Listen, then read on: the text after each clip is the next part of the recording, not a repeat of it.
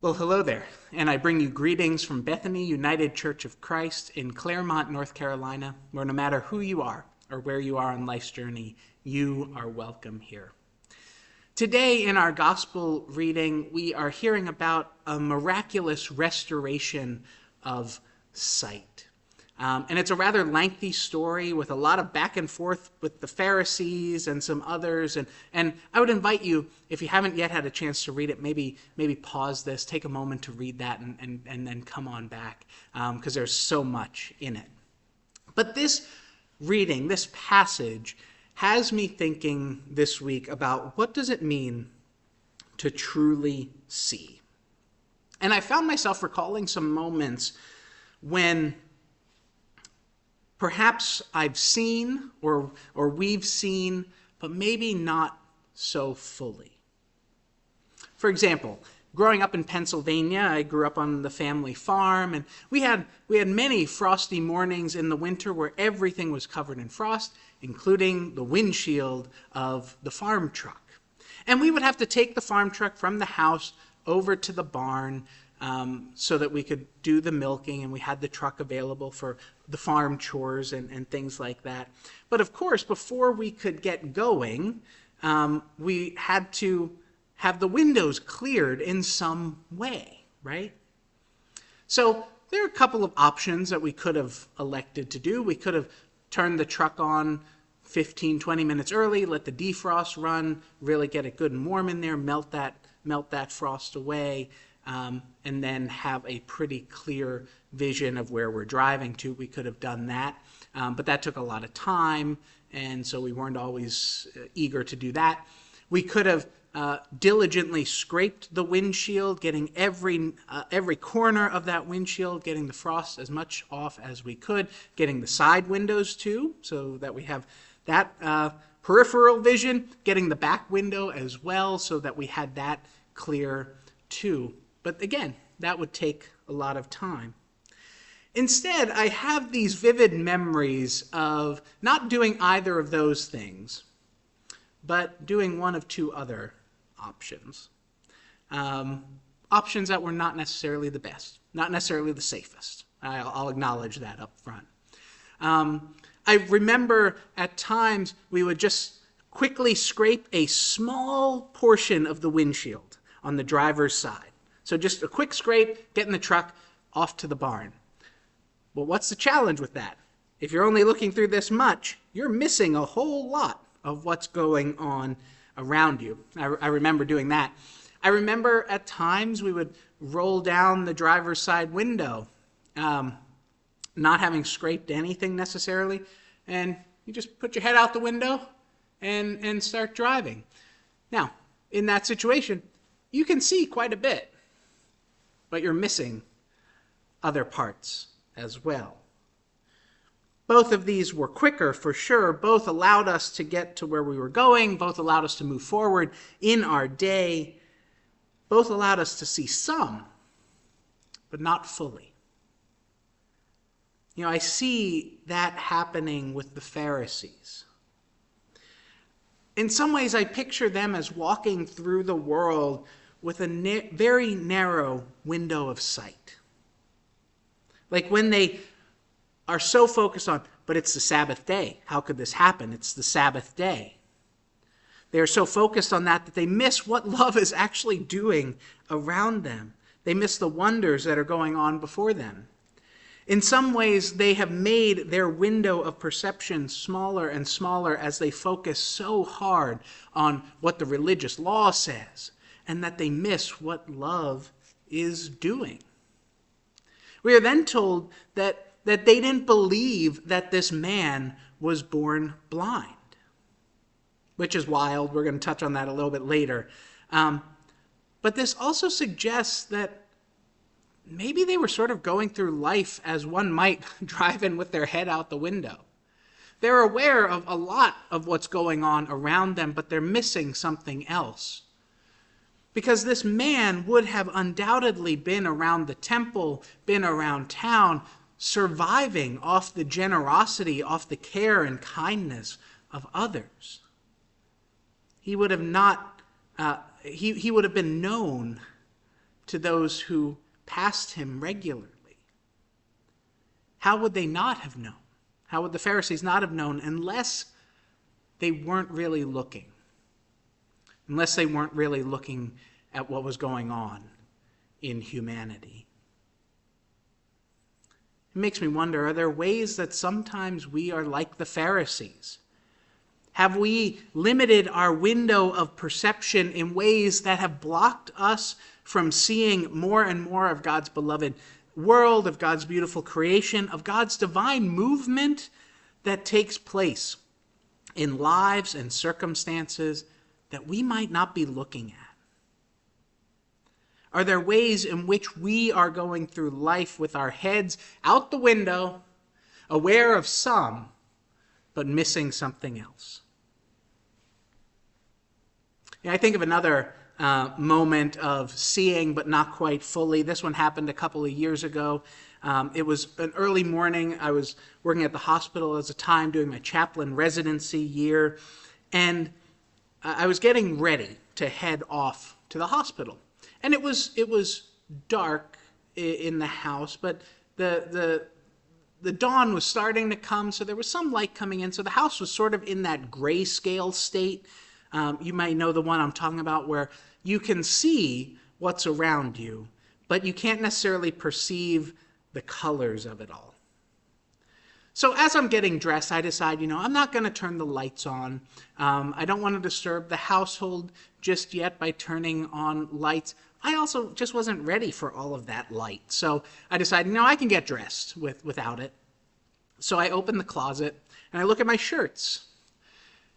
And I can't tell which one's the red one. I can't tell. I think that one might be the black one because it's on the farther end of the gray scale, but I can't tell which one's blue. But I finally settle on, I think this one is white. And I'm pretty sure it's white. It's on the lower end of the gray scale. So I'm like, okay, that's the shirt I'm going to wear. And then I start looking at my ties, and that's a lot more complicated. I'm looking at the ties, and I can't quite tell what colors they are, so I do that thing. Maybe you've done this where you hold it really close to your face, you open your eyes really wide to try and absorb more of the color. I don't know. I think there's some science behind that, with our eyes open wider and what we can perceive. Someone else will know that better than I. But I did that, and I finally was like, okay, I think this one's blue. I'm going to wear a blue tie today. So I grab that, finish getting dressed, tie my tie, and I'm ready to head out. Now, as I do, I'm passing through the kitchen, and I decide, I should take some coffee to go, and I finally turn on a light. And I look down, and I realize, hey, for the most part, I'm put together. Got the right pants on, I do have my white shirt on, but the tie that I thought was blue was purple. And I just laughed at myself. I'm like, well, guess I'm wearing a purple tie today. If only I had turned on some light.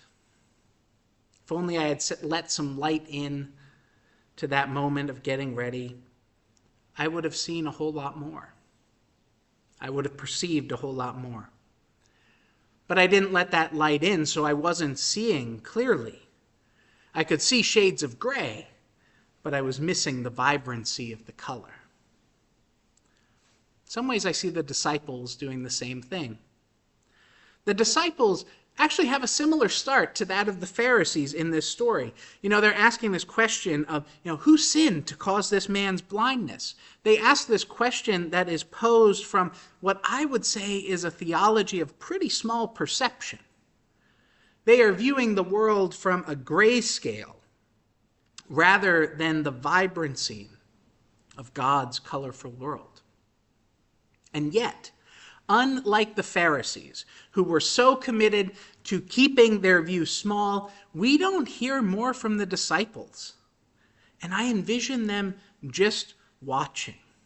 I envision them watching all of this unfold, watching God's light come into this moment, the light of the world coming in and illuminating this situation.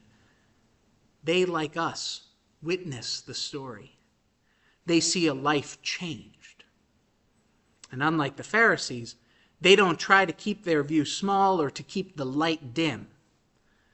Rather, they are open to seeing more and more, and they let that light come in. Are there moments that we ourselves are like the disciples? Are there places where we might have, our own thoughts, our own understandings, and yet we remain open to the ways that God's light, God's still speaking, still moving Spirit might illuminate something new, might change us in some way? Are there ways in which we embrace curiosity, perhaps even getting out of our own way, and are open to seeing what God's light is still revealing? Think of one more moment of seeing. This is of a Facebook friend who shared a post that had a photo. And they later learned that this post and this photo were fake. They were made with AI, with artificial intelligence. They were AI generated. And this post was around the heart-wrenching loss of life, the heart-wrenching killing and death at the Iranian girls' school earlier this month.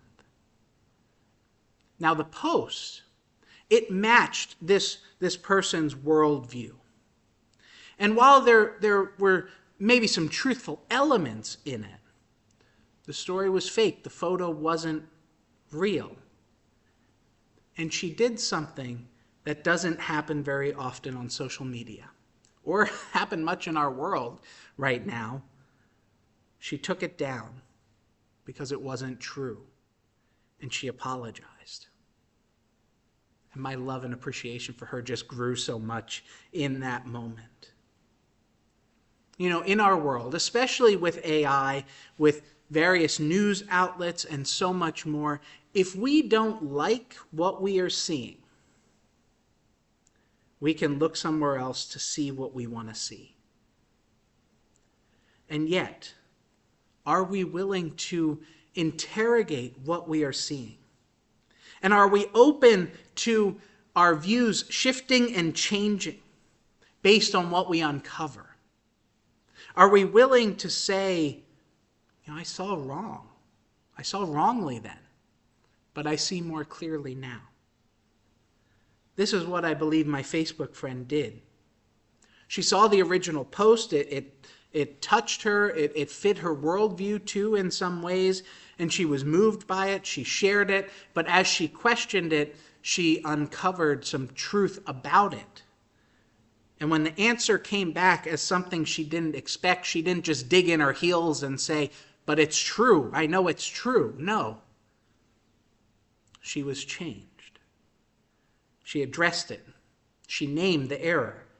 And in doing so, she saw more clearly. Now, this is not just a 21st century problem given to us by AI, okay? In fact, I believe we witnessed the Pharisees who also sought to do something like this, to only see what they wanted to see.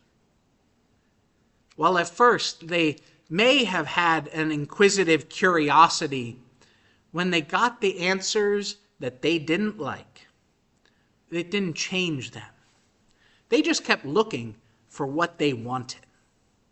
The Pharisees did not want to see that Jesus had done this amazing things, so they deflected.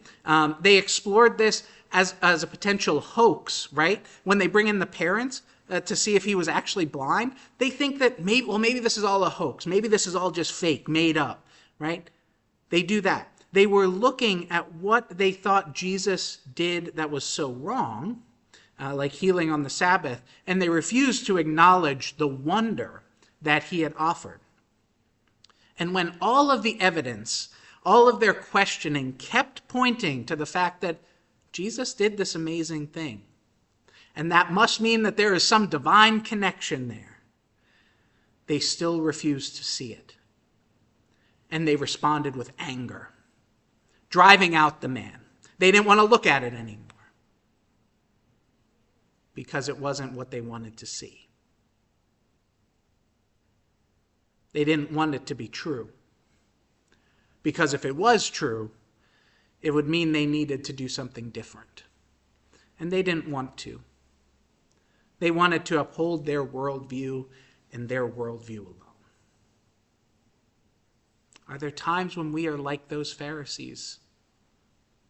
Do we have moments when we see, when we are maybe so keyed in on what we want to be true, hope to be true, need to be true, that we're not willing to admit when the evidence points to something different? Beloved people of God, in this story and in our world today, there is a lot of limited perception. There are a lot of narrow window viewing moments.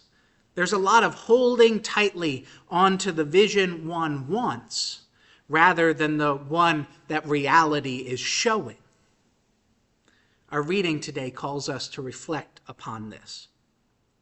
As I sit with this story, I'm definitely amazed at what happened to this man who was born blind. And yet I am drawn to the ways in which Jesus is encouraging us to examine our own sight, to examine our own perceptions, our own understandings, to examine the ways in which we look at the people around us and are limiting ourselves to the wonders of what we're gazing upon. So may we be open to the ways in which our sight can become truer still. May we be ready to widen our field of vision, to gaze upon that which we have been ignoring and embracing. May we let the light of Jesus reveal to us the vibrancy of the world that does not exist in shades of gray, but in the glorious spectrum of diverse creation. May we examine that which we see. And may we be open to changes within ourselves. May we be open to what God may be revealing to us. And may we be open to the fullness of that which God longs for us to see. So be it, and may it be so. Amen.